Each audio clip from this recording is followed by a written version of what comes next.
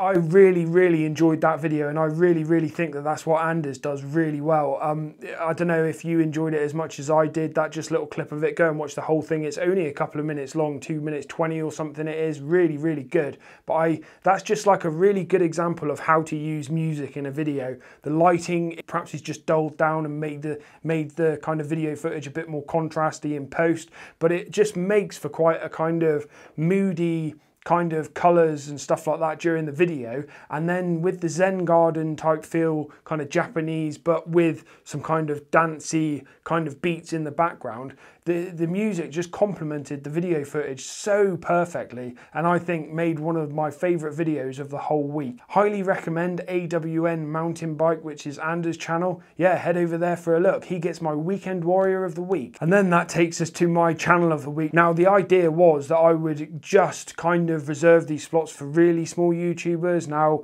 it depends on what your idea is of really small.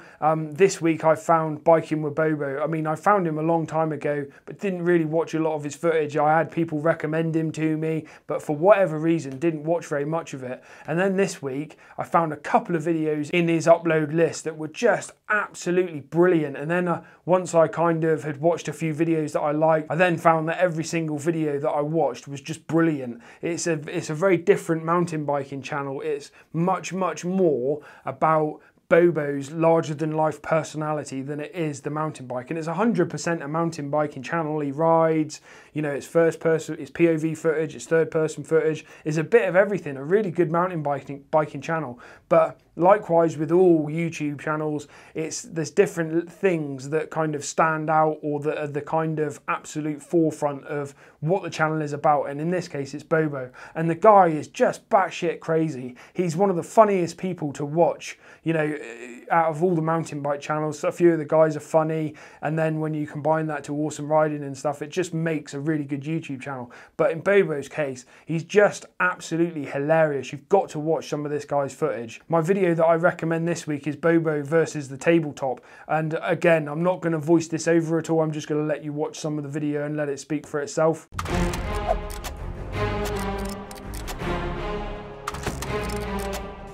Today, I'm at Colo Bike Park for one reason and one reason only: to challenge my manhood and finally take on this giant tabletop I've been eyeballing for 2 years now. You're biking with Bobo. Let's do it!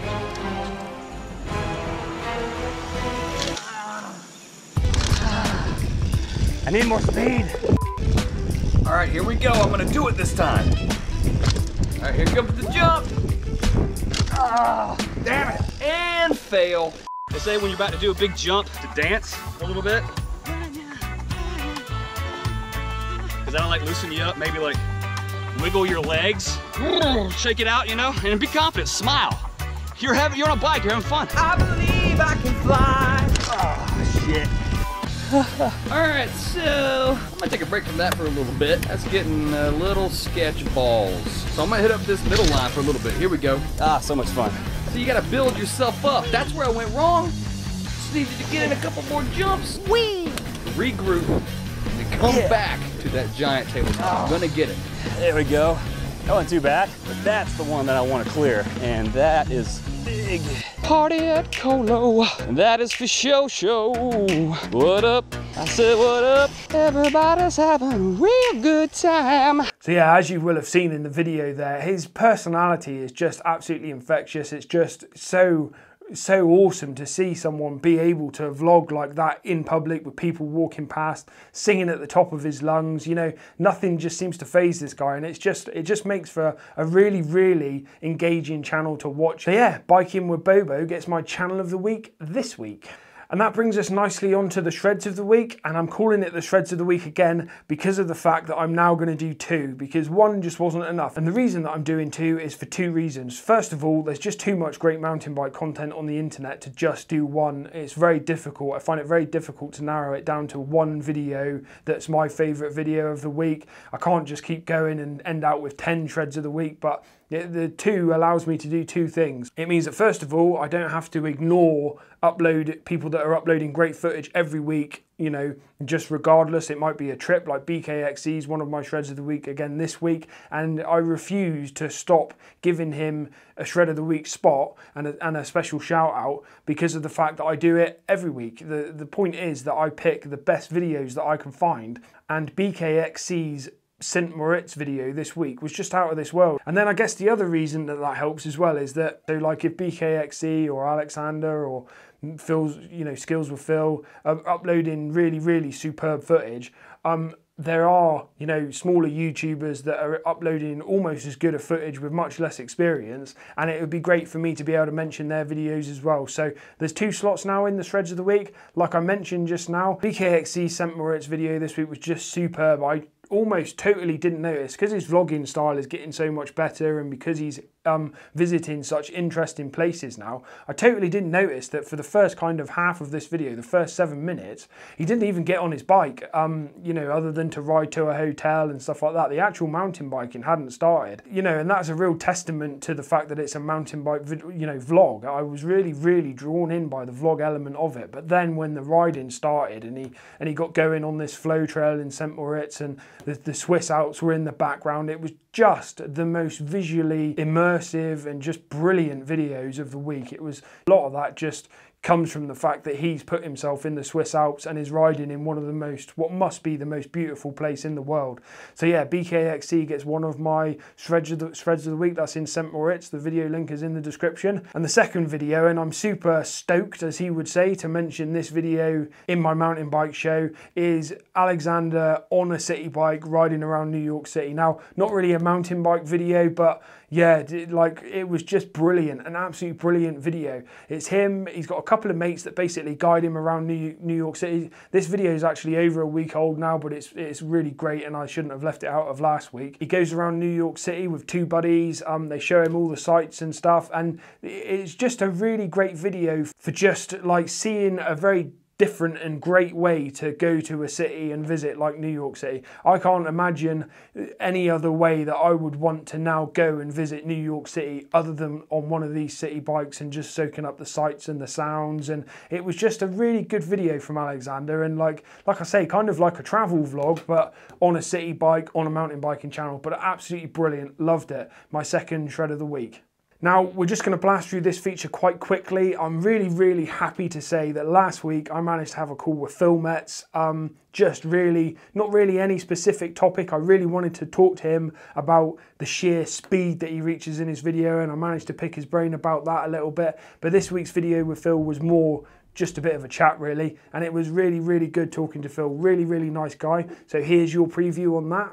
So when you do like a really fast drop like that, like, is it like when you're driving? So like sometimes when I'm driving, not particularly fast, I go into autopilot, and sometimes it doesn't happen very often, but sometimes you'll get somewhere 10 miles away and you'll be like, I don't really remember driving here, like, you know, just because you go into autopilot. Do you ever, do you feel 100% in control all the time, making conscious decisions, or does it just automatically happen? That's actually a really interesting point, and something I think there's a huge psychological component to, I'm going to talk about racing here, like a fast race run. I think once you start thinking about, I need to drop my shoulder, drop my outside foot, and like, you know, you're thinking about all these things you need to do in a turn. I think you end up riding, you're thinking too much. And the best riding you do is when you're completely on autopilot and you're just reacting to things that are coming at you. That doesn't mean you're not thinking here and there about, oh, you know, what line should I take here? But definitely being on autopilot is what I found to be the key to going, I guess, quicker, at least in the terms of a like racing context, because you're not stressing out about making a mistake. You're just reacting.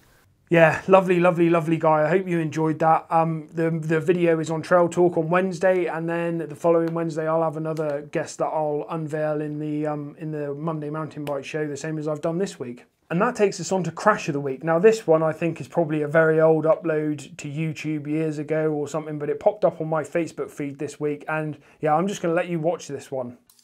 Here's a little song I wrote. You might want to sing it note for note. Don't worry, be happy.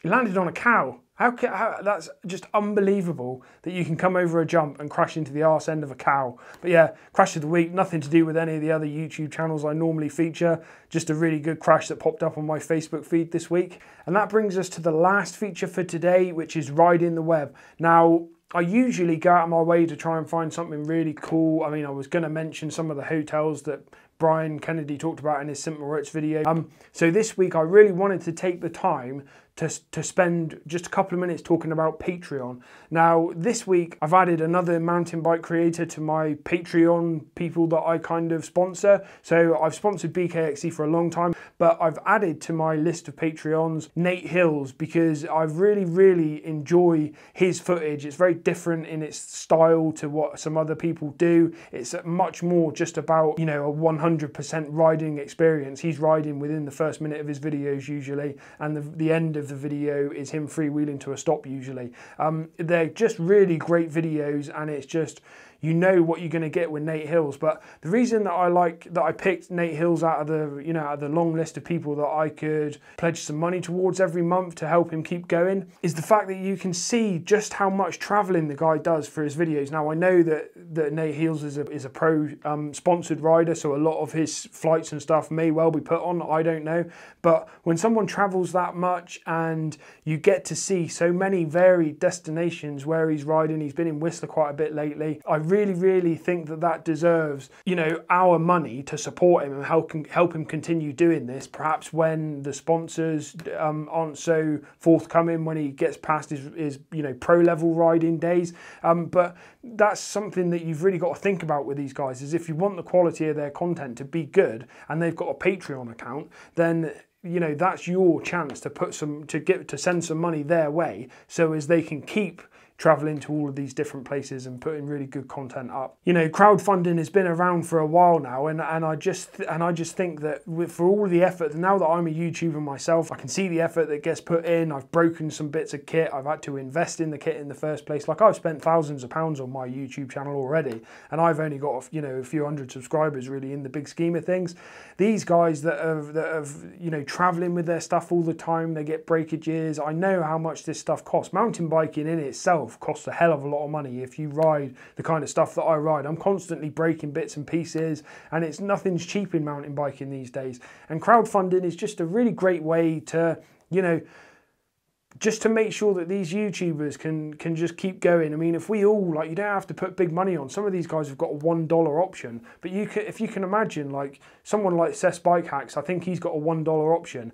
Can you imagine if even a tenth, 30,000 subscribers, gave him $1 a month? I really don't understand why more people don't contribute to the channels that they really love. It's once I get to around 5,000 subscribers, it's something that I'm going to be asking for donations towards my channel as well, so as I can, you know, up a level, or, you know, just keep going with the best content that I possibly can. So yeah, make sure you have a good long think about the channels that you really enjoy the most, what you can afford, you know, a month in terms of a payment. We've always had a payment go out to a charity of some kind, because you unfortunately can't just put money in boxes so easily anymore. So we've always had a charity go out every month, and now I've got a couple of people on Patreon that I donate money to, just so as they can keep going. So yeah, just bear that in mind when you're watching your footage this week, that these guys, you know, it costs money what they're doing, and it's really incredible what they do as well. So that's the end of that feature, and that's the end of the show. Yeah, thanks a lot for watching, guys. On your bikes.